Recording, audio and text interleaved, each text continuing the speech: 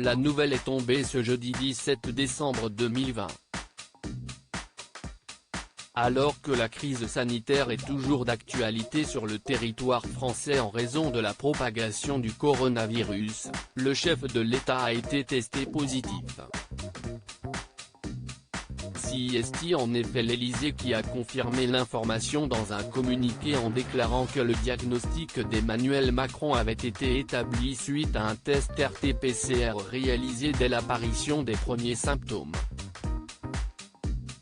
Mais alors, quels sont les symptômes du président de la République?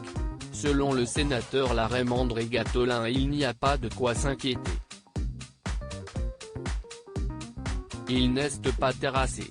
Il a simplement des poussées de fièvre et des courbatures sur le plan physique, a-t-il déclaré sur LCI.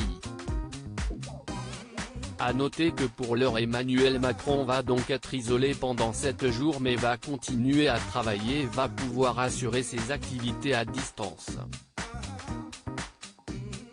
De son côté, sa compagne Brigitte Macron, cas contact, va elle aussi être placée en isolement. Selon les informations de BFM TV, la première dame ne présente toutefois pas de symptômes liés au coronavirus. Cependant, elle va également être testée mais pourra poursuivre ses activités en visioconférence.